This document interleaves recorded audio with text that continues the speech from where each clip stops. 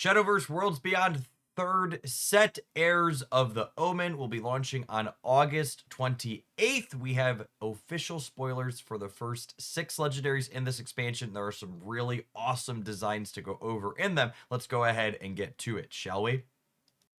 We kick things off with an Abysscraft legendary, 2 play points, 2 attack and defense, introducing a brand new mechanic to the game, Faith. Faith is something that starts in your crest zone and then increases based on a specific condition. In the case of Sham here, we have whenever you select modes on cards, you increase your faith by 1.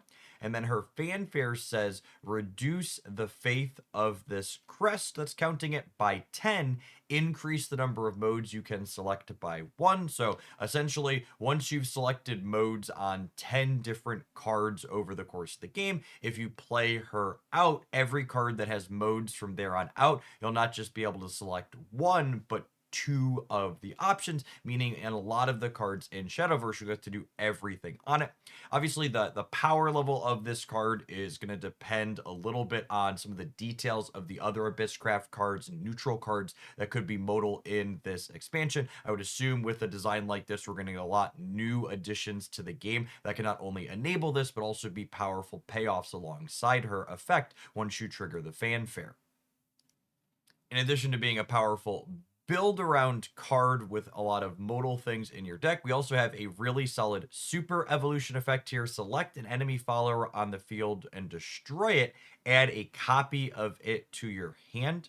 One question in my mind, seeing how this is templated, is if I utilize this super evolve to destroy an opposing super evolved card, am I going to get a copy of the base version of that card, or will its super evolution come back to my hand? Either way, however that works, this is still a pretty efficient answer because you can play it early against aggro as a 2/2, but in that late game, once your super evolves are unlocked, she'll be a 5/5 that can kill something with her attack, but also destroy a second thing with her ability, meaning she's not only building your deck around her, but also going to help you stabilize the board in key spots and give you extra gas by copying one of their cards.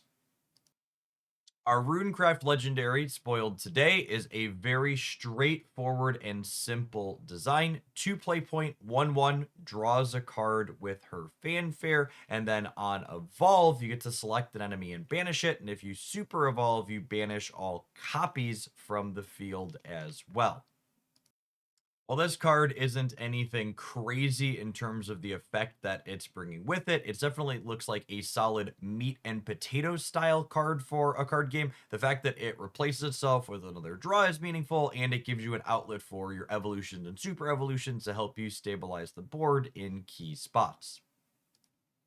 Our first Havencraft legendary in Heirs of the Omen is a little bit wonky. We've got a 4 play point, 4/4, who has on evolution, you gain a crest that says end of turn. If allied followers didn't attack this turn, deal X damage split among all enemies, where X is the number of crests that you have. Really strange build around. You could only have 5 crests, I believe it is, in the crest zone, and you have to give up an attack with something in order to get this effect. It also has this fanfare effect, Torrent of Despair, which is a 2 play point spell here that banishes a random enemy follower and then advances the counts of all of your crests by 1, which I suppose if you're looking to get your crests to happen sooner, that could be beneficial, such as Havencraft has the Seraph Angel that it comes back every time its crest finishes its countdown. But also, if you're advancing through your crest faster, that means there's less crest for its evolution effect to take advantage of.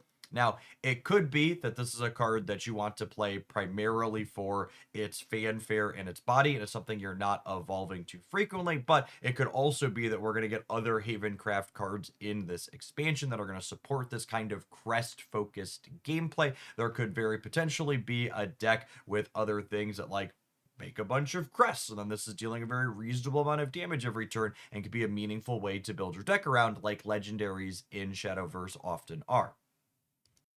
Our first Portalcraft Legendary is a 4 play point 2/4 who on Fanfare adds a Melodous Mondani to your hand, which is a 1 play point card that says select an allied card on the field and destroy it. Deal 4 damage to a random enemy follower. Obviously, this synergizes with the manifest here making it. They can't be destroyed by abilities. This is neat synergy. Obviously, if Portalcraft gets cards that they want to actively break, she could be an enabler for that, but the fact that she can't be destroyed by abilities means that you can also use her card on herself to get your 4 damage at random to something else on the opponent's side of the board.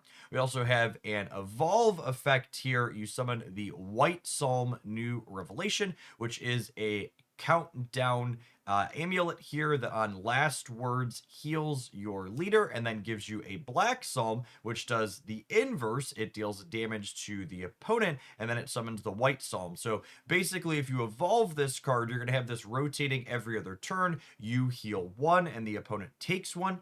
Obviously, this could be interacted with something like Odin that interfaces with these amulets, and it is noteworthy that this takes up a slot on your board, which can be relevant with other Portalcraft cards like Orcus that tend to be board space hungry. That being said, I like that this is a 4 play point card, or 5 if you squint with playing the Mondani the turn you play her out, that can impact the opponent's board without the need to evolve, while also offering you that evolution bonus that can provide you a little bit of burn and sustain on alternating turns. Next up, we have our first Dragoncraft Legendary, a 5 play point 5/5, who on Fanfare gives you a crest that says once on each of your turns when an allied follower takes damage but isn't destroyed, add a Fangs of Ardent Destruction to your hand.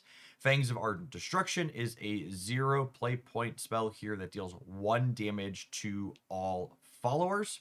We also have an Enhance 7 that gives this follower Storm, and once on each of your turns when this follower takes damage but isn't destroyed, you get to deal 3 damage to a random enemy follower. So a lot to unpack here. There are a ton of modes inside of this card. At face value, it's a 5/5 that gives you a lasting crest. So this card doesn't have to stay on the board to keep generating you value with these Fangs of Ardent Destruction. You can clear out lots of smaller things, but also get those last kind of chip shot points of damage into opposing things that could otherwise be surviving. The fact that this card can enhance to get Storm means that it's a play in the late game as well. It can come down and not need an evolution in order to clean something up. In fact, if your opponent's board has a lot of little things on it, this card's going to absolutely dominate it, especially once it hits this Enhance 7. You can play her out. You can hit something that has 4 attack or less. You're going to trigger her effect on her card and deal 3 random damage to something else, but then you're also going to trigger her crest that turn. In addition to that, that's going to let you get that card to deal 1 damage to everything else as well. If you combine this with an evolution or a super evolution to make her a little bit bigger, you really have a card that can not only punch your opponent in the face because this is Storm and not Rush when that's good, but also control the board when you're taking a more controlling role in a matchup. Our last legendary on our first day of spoilers is Maribane, the Great Manifest, a neutral card, 4 play point 3/3, that on Fanfare adds a Great Testimony to your hand. Great Testimony is a 1 play point, very clean, select an enemy follower on the field and destroy it. So that, at face value, very reasonable. 5 play points, doesn't need your evolution, can clean out target problem while leaving a body behind. But if you do have an evolution, this card does one of the screwiest things we've seen in Shadowverse Worlds Beyond to date. You get a crest when you evolve this card. It says when you gain this crest, replace your deck with the Maribane deck and transform the Reaper card at the bottom of your deck into a victory card. And the Maribane deck has been confirmed to be a 76 card deck that contains 1 of each card in this expansion. And then on top of this, the crest says at the end of turn, discard all cards not named Great Testimony in your hand, and then draw 6 new cards. So a ton to unpack here. One, holy variance Batman, but also like it's going to be cycling through that variance very quickly. You're getting random resources every turn, but you're also getting a lot of them, and you have a very specific timing window on how long you have to use those resources. You could technically hit this card and evolve it early, getting that 76 card deck. And if you work through your entire deck, you win the game at the end of it. And because this is all tied to a crest, it doesn't matter if this card gets taken off the field. You're drawing 6 cards every turn with this crest, but you're still getting a draw for the turn as well. So with a 76 card deck, after you transform your deck into this, you only need to live for 11-ish turns. And I say ish because obviously, can you draw more cards is going to be a question. I would be shocked if there's not some number of cards in this expansion that allow you to do that. The other thing is, this card's going to create combinations in Shadowverse that no other card can, because you're going to have cards from all sorts of different classes in this deck, all the classes with cards from this expansion. So there's going to be combinations that come up that are just not possible anywhere else. The big thing that comes to mind for this type of card in our existing expansion is this card is a self-contained win condition that you could splash into any deck when you have a matchup that you're just stone cold dead to rights in. The number one of this that comes to mind is the current Roach Forestcraft deck that's been relatively popular, has an abysmal Ward Havencraft matchup. And while playing a random pile of cards into Ward Havencraft might not necessarily be optimal, it's probably better than your deck that's just dead to rights because of how polarized the matchup is against you. Personally, I absolutely love this design, both from a variance is often a source of fun standpoint, but also from a having to adapt the game plan that you're executing every single turn is often interesting.